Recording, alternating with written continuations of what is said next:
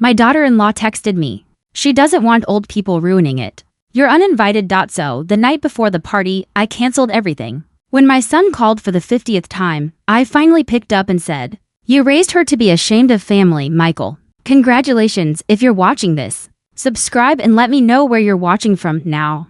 You might think I'm just some bitter old woman, but let me tell you how we got here. Because this story starts 6 months ago, when my granddaughter Emma casually mentioned she wanted the most epic Sweet 16 ever. At 67, I've learned to spot manipulation from a mile away. But when it comes from your own blood, wearing braces and batting those Williams family blue eyes, well, even tough old birds like me can get their hearts twisted around little fingers. Grammy. Emma had said, curling up next to me on my living room couch. All my friends are having these amazing parties. Madison's parents rented out the entire country club. Sophia's having a winter wonderland theme with real snow machines. I should have seen it coming when Emily, my daughter-in-law, suddenly appeared from the kitchen carrying tea. She'd never offered to make before. Emma, don't bother your grandmother with party talk, Emily said sweetly, setting down cups with the kind of careful precision that screamed calculation. But Emma pressed on. I just want something special, something that shows how much our family means to each other. The way she said family made my chest tight. After my husband Robert died 2 years ago, these moments with Emma had become everything to me. Michael was always busy with work and Emily tolerated me at best. What did you have in mind, sweetheart? I asked, already knowing I'd moved from observer to participant in whatever game was being played. Emma's eyes lit up. Well, there's this venue called Riverside Gardens. They do these incredible themed parties. The space rental is $8,000, but Grammy, imagine dancing under fairy lights by the river. $8,000, I felt Emily's sharp gaze on me. Waiting, and then there's catering, Emma continued. Jeps does these amazing Italian spreads. Everyone says they're the best. How much would all this cost? I asked carefully. Emma bit her lip. Maybe $20,000. I know it sounds like a lot, but Grammy, this is my Sweet 16. It only happens once. $20,000. My social security and Robert's pension kept me comfortable, but $20,000 was serious money. Still, looking at Emma's hopeful face, I felt myself wavering. Let me think about it, I said. That's when Emily made her move. Dorothy, that's so generous of you to even consider it. I told Emma she was dreaming too big, but you've always been the kind of grandmother who makes dreams come true. The flattery was thick as molasses, but something in her tone bothered me. There was an edge underneath the sweetness. Like she was reading from a script. 3 days later, Emma called, crying. Madison's mom said I can't compete with her party if I'm having some backyard barbecue. Grammy, please. I'll be humiliated. That night, I wrote the first check. Now, before you judge me too harshly for falling for the oldest trick in the book, let me paint you a picture of my family dynamics, or what I thought they were. Michael is my only child. When his father left us when he was 12, it was just Mike and me against the world. I worked double shifts at the hospital, scraped together his college tuition, and watched him grow into a man I was proud of. He became an engineer, married Emily when he was 35, and gave me the granddaughter I'd always dreamed of having. Emily Patterson Williams came from money. Old Chicago money, the kind that comes with trust funds and summer houses in Michigan. When Michael first brought her home 7 years ago, she was polite enough, but I always felt like I was being evaluated rather than welcomed. She's just particular, Michael would say whenever I mentioned feeling uncomfortable around Emily. Give her time. 7 years later, I was still being given time, but Emma was different. From the moment she was born, she was mine as much as theirs. While Emily focused on her interior design business and Michael worked 60-hour weeks, I was the one teaching Emma to bake cookies, taking her to museums, listening to her middle school drama. Or so I thought. After I wrote that first check for the venue, the requests started flowing in. Designer decorations from some boutique in Lincoln Park, a DJ who apparently spun for celebrity parties, a photographer who charged more per hour than I used to make in a week. Grammy, everyone will be taking pictures, Emma explained during one of our shopping trips. The photographer makes all the difference. Look at Madison's photos from her party, Emma said, showing me pictures on her phone. The whole thing looked more like a movie premiere than a teenager's birthday celebration. These are beautiful, sweetheart, I told her, but Grammy, I know it's expensive, but think about it. These pictures will be forever. When I'm old like you, I'll show them to my grandchildren, old like me. The phrase stung more than it should have. Each time I hesitated, Emily would appear with just the right comment. Dorothy, you know how teenage girls are. Image is everything at this age. We want Emma to feel confident and proud. By month 3, I'd written checks totaling $15,000. By month 5, We were at $19,000, and through it all, I felt this growing unease I couldn't quite name. Something about the way Emily's eyes gleamed when I pulled out my checkbook. Something about how Emma's requests always came with detailed price quotes already researched. Something about how neither of them ever asked if I could actually afford all this. But they were family. And family supports each other, right? The final straw should have been when Emily suggested I also cover Emma's dress shopping trip to some boutique in downtown Chicago. The dress is really the centerpiece of the whole event, Emily said, already pulling up the boutique's website. Emma found this perfect gown, but it's $2,500 to $500 for a dress a 16-year-old will wear once. That seems excessive, I said carefully. Gigi, Emma sighed, her voice taking on that wounded tone I'd learned to dread. This is my special day. I wrote the check. The next morning, I sat in my kitchen staring at my bank balance, wondering when exactly I'd lost control of the situation and, more importantly, why I felt like a stranger in my own family. The text message arrived on a Tuesday morning while I was having coffee and reviewing the final party details. $19,500 later, everything was set for Emma's Sweet 16 on Saturday. The message was from Emily. Hi Dorothy. Emma has been thinking and she's realized she wants her party to be more of a young person's event. She doesn't want older family members there because it might make her friends uncomfortable. Hope you understand. The family will celebrate separately with you another time. I read it twice, sure I'd misunderstood. Older family members like I was some ancient relic who might embarrass the precious princess at her own party. The same party I had funded to the tune of nearly $20,000. I called Michael immediately. Mom, hey, what's up? His voice had that distracted tone that meant he was probably checking emails while talking to me. Michael, Emily just uninvited me to Emma's party. Silence. Then, what do you mean, uninvited? I read him the text message word for word. Another pause. Mom, I'm sure there's been some misunderstanding. Emily wouldn't, she would. And she did. Michael, I've paid for everything. The venue, the catering, the decorations, the photographer. Nearly $20,000. $20,000? His voice sharpened. Mom, I had no idea it was that much. Emily told me you wanted to contribute. Contribute? I snapped, as if I'd offered to bring a casserole to a potluck. Michael, I need you to handle this with your wife, of course, he said quickly. Let me talk to Emily and Emma. I'm sure we can work this out, but deep down, I already knew we couldn't. You don't accidentally send a message that cruel. You don't casually uninvite the person who's paying for the entire event. Unless you never wanted them there in the first place. That afternoon, I did something I probably should have done months ago. I started making phone calls. First, I called Riverside Gardens. Mrs. Williams, the event coordinator, said warmly, everything's all set for Saturday. The final payment cleared this morning. About that, I said.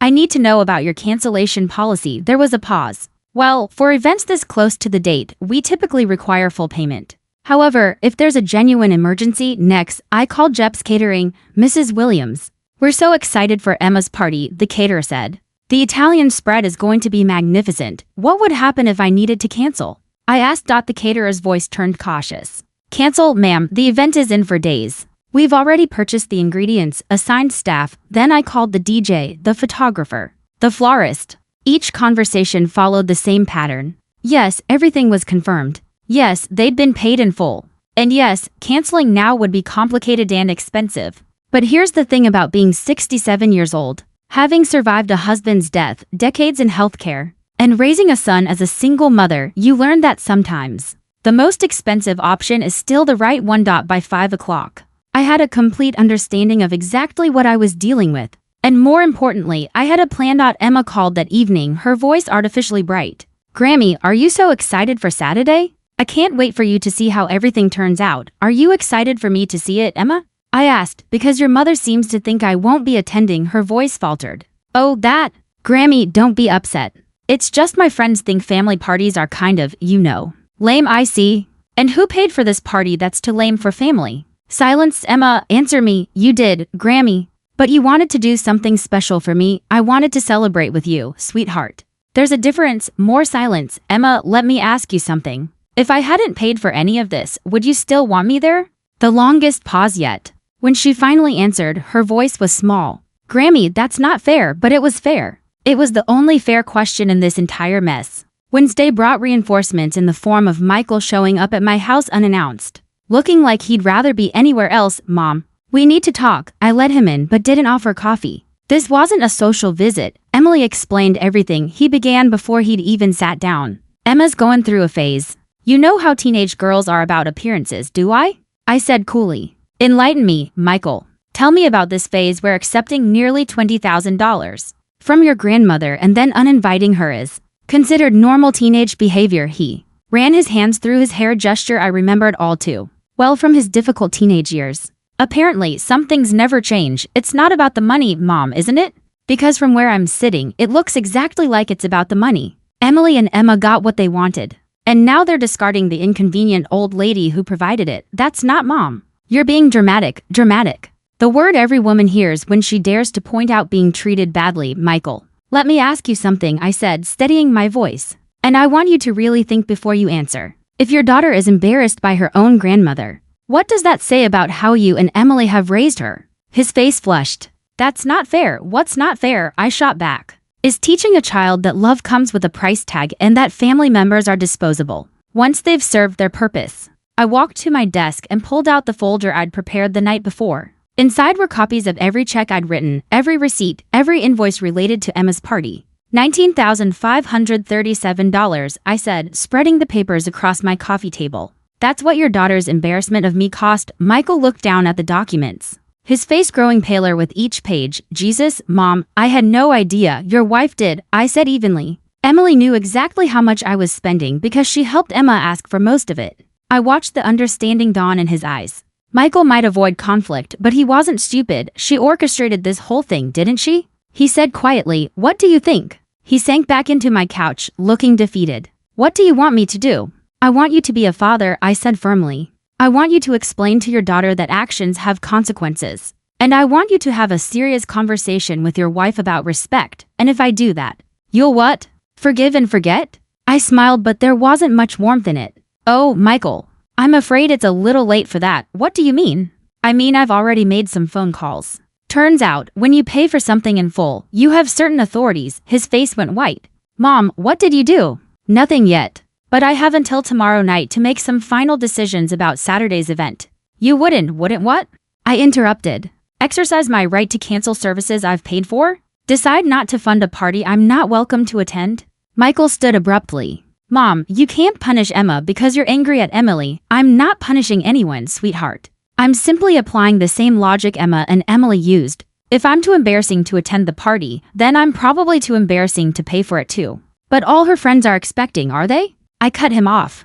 Or are they expecting a party funded by the grandmother who's apparently so shameful she can't be seen in public? Michael started pacing, another old habit from his teenage years. Mom, please. Just come to the party. We'll work everything else out later. Michael, do you hear yourself? You're asking me to pay $20,000 for the privilege of being tolerated by my own family? He stopped pacing and looked at me, something flickering between respect and fear in his eyes. What would it take for you to let the party happen? I considered this carefully, not because I was planning to negotiate, but because I wanted him to understand exactly what his wife and daughter had cost this family. It would take Emma calling me herself, not texting, calling and apologizing genuinely for treating me like an ATM with legs. It would take Emily acknowledging what she's done and taking responsibility, and it would take you, Michael, promising me that this kind of manipulation will never happen again. That seems reasonable, doesn't it? Then make it happen. He left, promising to fix everything. But I'd already decided some things couldn't be fixed. Thursday passed without a single phone call. Friday morning brought a group text to me. Michael and Emily, can't wait for tomorrow. Going to be the best day ever. Love you all. Emma. As if nothing had happened. As if a week of hurt and manipulation could be erased with heart emojis. I replied to the group text, have a wonderful time, sweetheart, almost immediately. Emily texted me privately. Dorothy, thank you for understanding. We'll make sure to take lots of pictures for you. Pictures. She wanted me to be grateful for pictures of the party I'd paid for but wasn't welcome to attend. At noon, Michael called. Mom, Emma's really excited.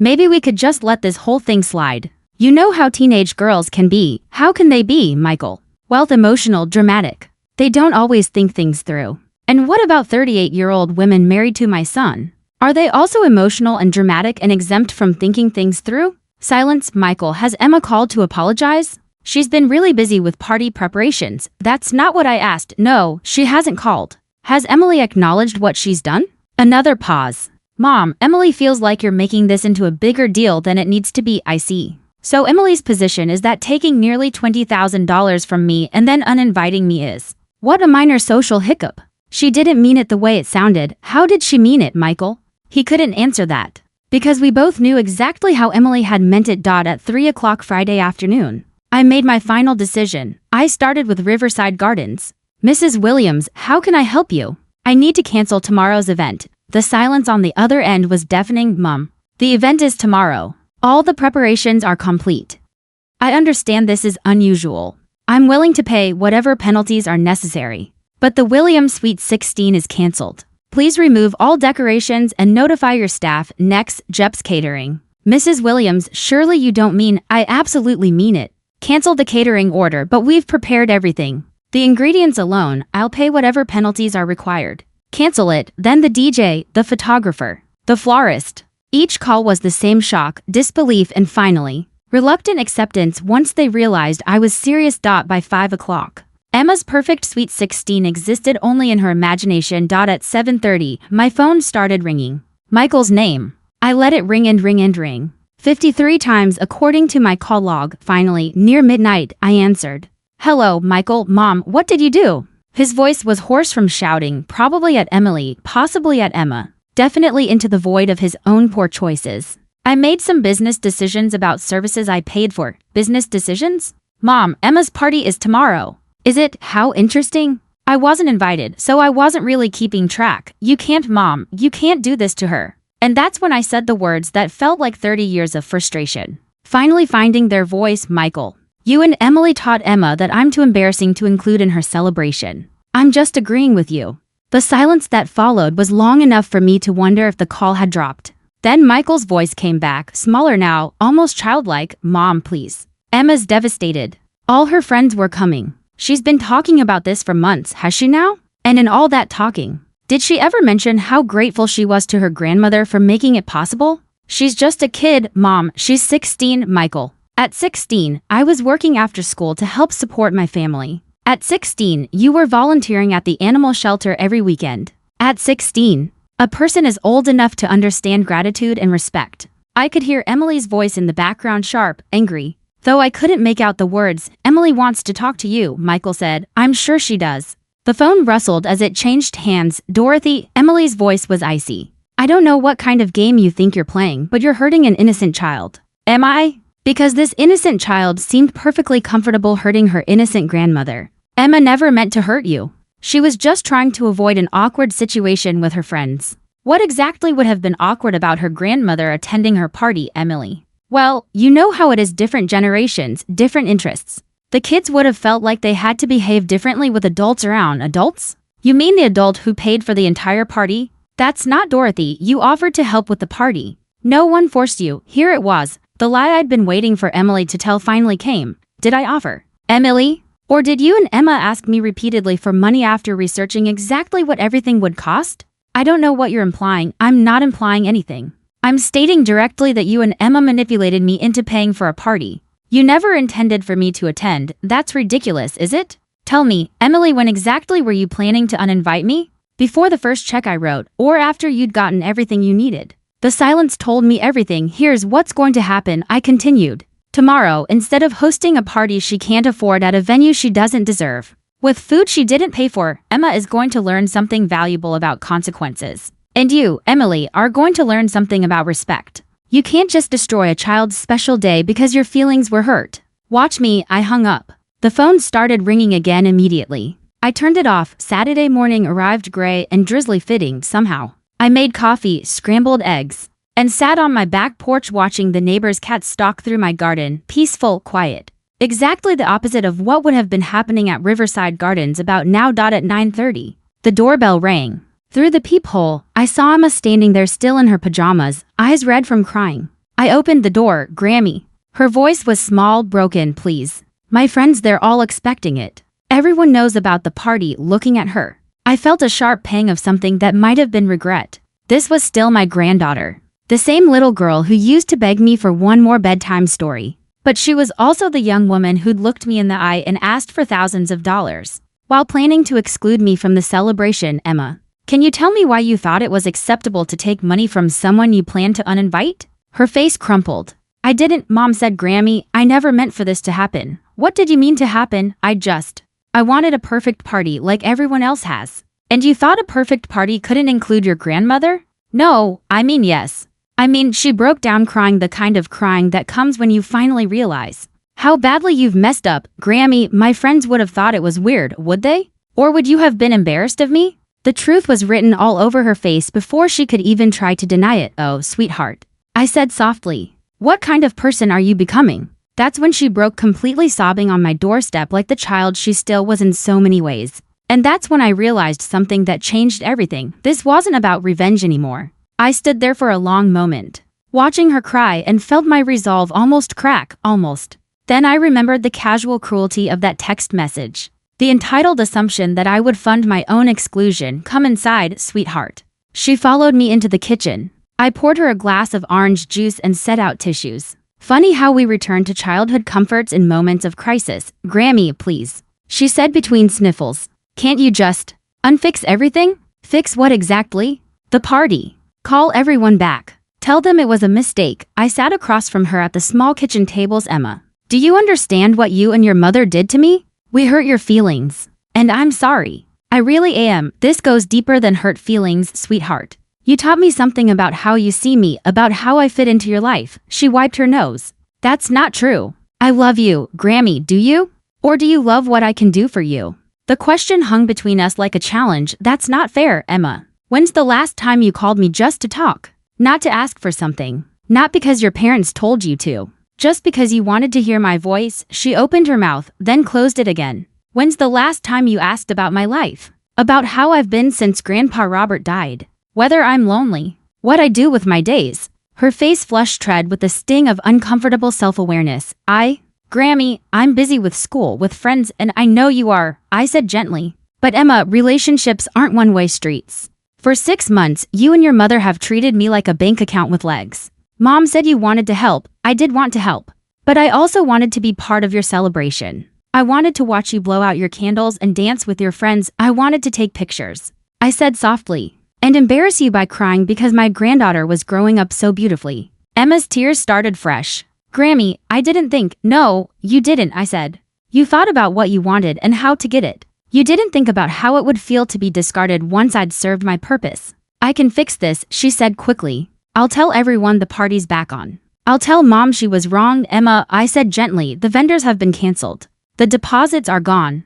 But more importantly, something between us broke this week. And it can't be fixed with apologies. What do you mean?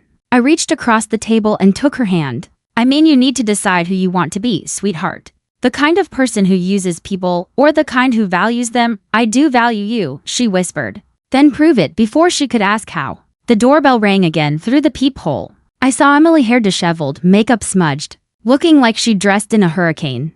I opened the door. Where is she? Emily demanded, pushing past me. Emma, get in the car. Now, Mom. I'm talking to Grammy. You're manipulating your grandmother just like she manipulated us. I actually laughed. I'm sorry, what did I manipulate you into doing? Emily, you made us think you wanted to help with the party. I did want to help. I also wanted to attend. That was never discussed. Because you never intended to include me. Emma looked between us, confusion and realization mixing on her face. Mom, she said slowly, did you always plan to uninvite Grammy? Emily froze. Her silence was answer enough. Her face went through a dozen expressions before settling into defensive anger. Emma, you said you wanted a party just for your friends. I said I wanted a cool party. Emma shot back. I never said Grammy couldn't come. You said you'd be embarrassed if it felt too much like a family gathering. I said I wanted it to feel special. That doesn't mean Grammy couldn't be there. I watched the exchange with quiet fascination. Emily was cornered now, caught between the lies she'd told her daughter and the ones she'd told me.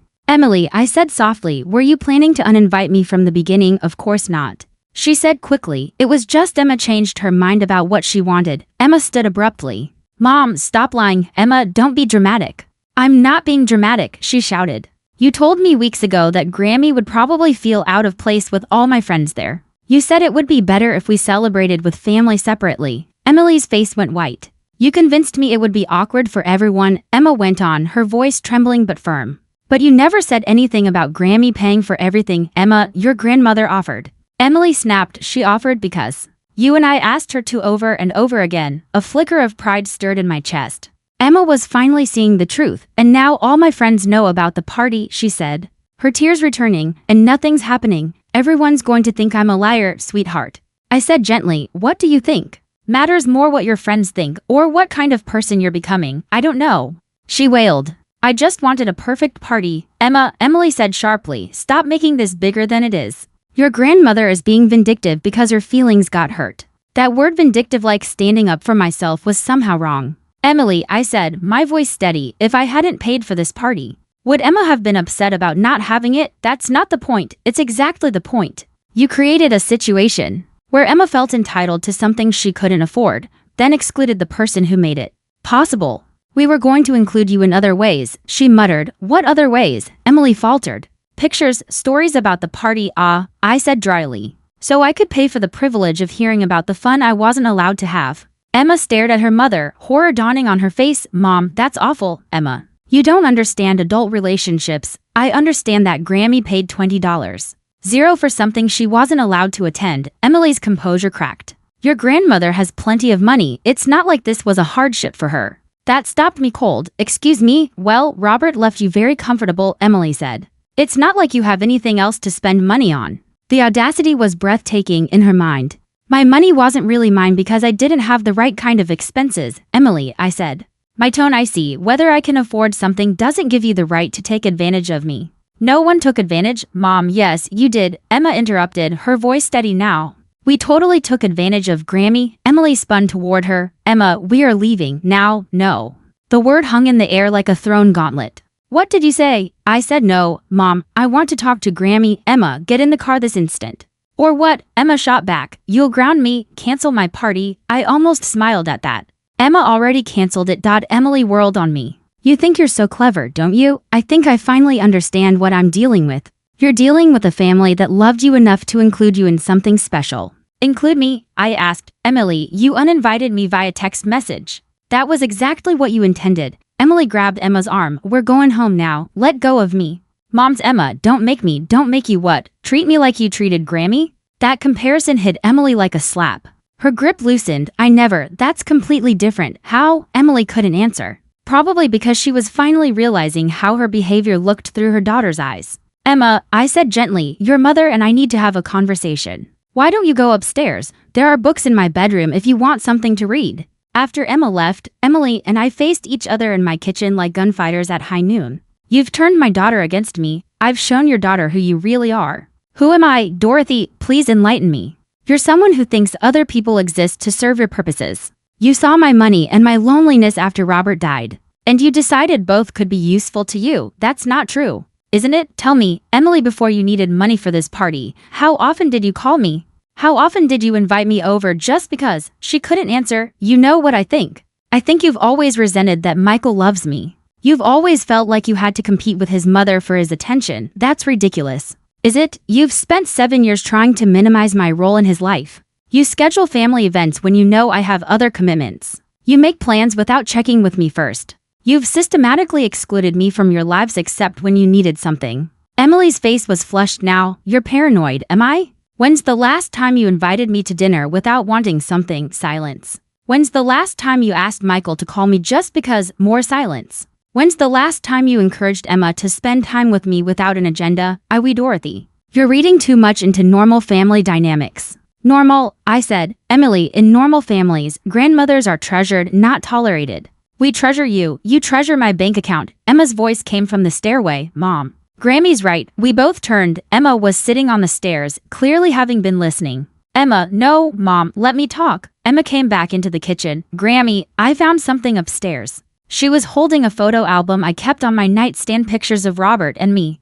Of Michael growing up, of Emma as a baby and little girl. Look at this picture, Mom. She showed us a photo from Emma's 8th birthday in it. I was kneeling beside her, helping her blow out candles. Emily stood in the background, checking her phone, and this one, another photo, Emma's school play 2 years ago. I was in the front row, clapping enthusiastically. Emily was visible in the back, talking to another parent, and this one, Emma's middle school graduation. I had my arm around her. Both of us were beaming. Emily was turned away, talking to someone else. I never noticed before, Emma said quietly, but Grammy, you're in all my important moments. And Mom, you're there, but you're not really there. Emily's face was crumbling. Emma. That's not, I was there for all those things. Physically, yes, Emma said, but Grammy was present. There's a difference. The wisdom in my 16-year-old granddaughter's words took my breath away. And I treated her like she didn't matter, Emma continued, tears starting again. I let you convince me that having her at my party would be embarrassing. Emma, no, Mom. I need to say this. Emma turned to me. Grammy, I am so sorry. Not just for the party, for everything. For taking you for granted, for not seeing how much you love me. For letting Mom make you feel unwelcome. Sweetheart, I want to be different.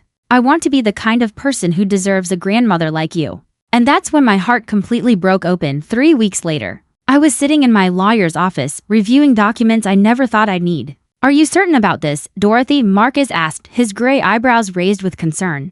I'm certain, I said. Because once we file this, Marcus, I can't go back. I'm 77 years old. My husband is gone. My son apparently learned nothing from the party debacle. And my daughter-in-law just proved she's exactly who I thought she was. The party cancellation had been just the beginning. In the aftermath, Emily had launched a campaign of emotional manipulation that would have impressed a political strategist. First came the guilt phone calls about how I'd traumatized Emma. Text messages about Emma crying herself to sleep.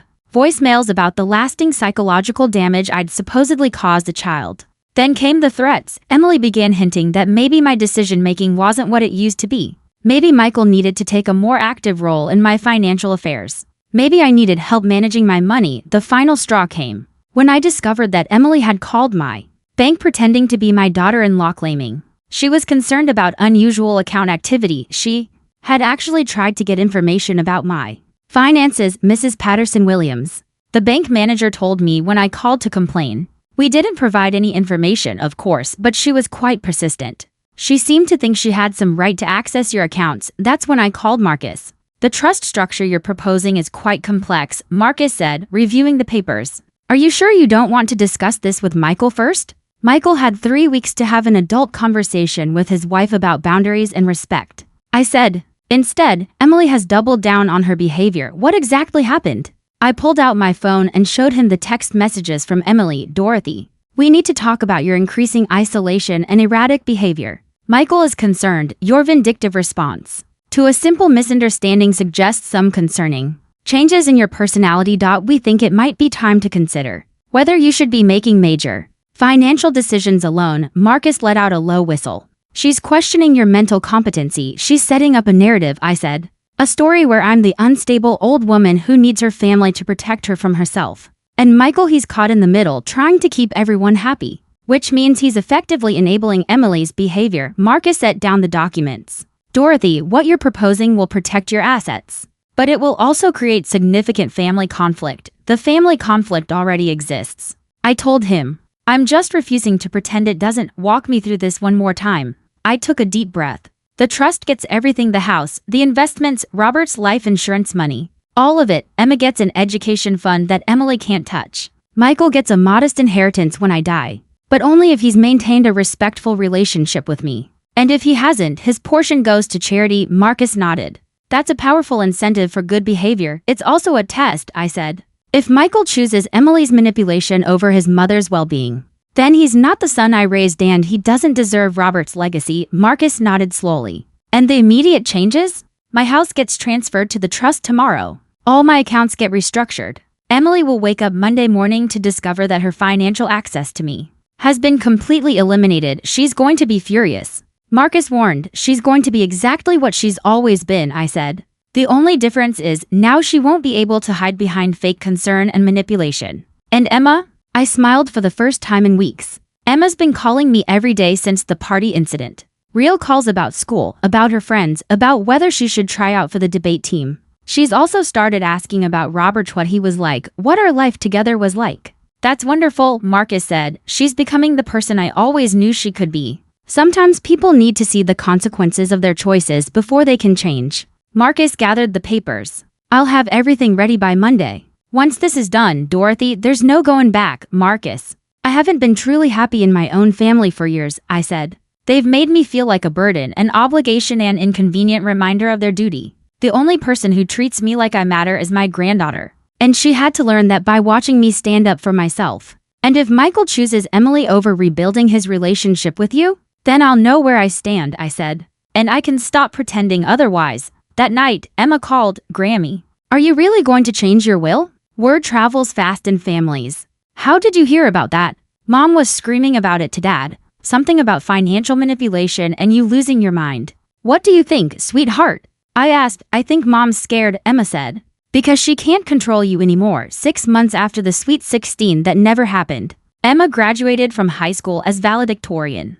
I sat in the front row, crying proud tears, as she delivered a speech about courage, integrity, and the people who love us enough to hold us accountable after the ceremony. She found me in the crowd's Grammy. There's something I want to tell you. What's that, sweetheart? I've been thinking about that day when you canceled the party. At first, I was angry, hurt, and embarrassed. I know you were, I said softly. But then I realized something, she continued. You loved me enough to let me be angry with you if it meant teaching me something important. I felt tears starting again. What did you learn? I asked. I learned that real love isn't about giving people what they want, Emma said softly. It's about helping them become who they're supposed to be. My remarkable granddaughter had understood something. It had taken me 67 years to figure out. I also learned, she continued, that you can't treat people badly and expect them to keep accepting it just because you're family. That's a hard lesson, I said. It is, she nodded. But Mom needed to learn it, too. I looked around the graduation reception. Michael was talking to other parents, looking proud and happy. Emily stood nearby, but she wasn't really engaging with the group. In fact, she'd barely spoken to me beyond polite greetings. The trust had done exactly what I'd intended. It removed Emily's financial motivation from maintaining a relationship with me and in doing so, revealed that she'd never wanted one in the first place. Grammy, can I ask you something? Anything. Do you ever regret what you did? I thought about this carefully. I regret that it was necessary. I regret that your mother and I couldn't find a way to respect each other. But I don't regret standing up for myself. Dad says you've changed, have I? You're stronger now, she said. More yourself if that makes sense. It made perfect sense. For years, I'd been shrinking myself to fit into their version of who I should be, convenient, undemanding, grateful for whatever scraps of attention they threw my way. Emma, I said, I want to tell you something important. You never have to accept being treated badly. Not by friends, not by romantic partners, not even by family. Love doesn't require you to tolerate disrespect. Is that why you changed your will? To protect yourself? I changed my will to protect what your grandfather and I built together, I told her. I changed it to ensure that the people who benefit from our life's work are people who value what we valued. And if your dad doesn't, then he'll have made his choice and I'll have made mine. Emma hugged me then fierce and tight. Grammy, I'm proud of you. I'm proud of you too. Sweetheart, as we stood there in the crowded reception hall, I felt something I hadn't experienced in years, complete peace with my decisions. The party that never happened had cost me $19,500, but it had bought me something priceless. The knowledge that I was worth more than convenience, more than obligation, more than the role others wanted me to play. 6 months later, Emma started college with a full scholarship and a trust fund that covered anything the scholarship did, and single quotes t. Michael and I had coffee once a week, slowly rebuilding our relationship on terms that respected both of us. Emily and I maintained polite distance, and me? I learned that sometimes the most loving thing you can do is refuse to enable someone else's worst impulses, even when that someone is family, even when it costs everything you thought you wanted, even when it means canceling the party. Thanks for listening. Don't forget to subscribe and feel free to share your story in the comments. Your voice matters.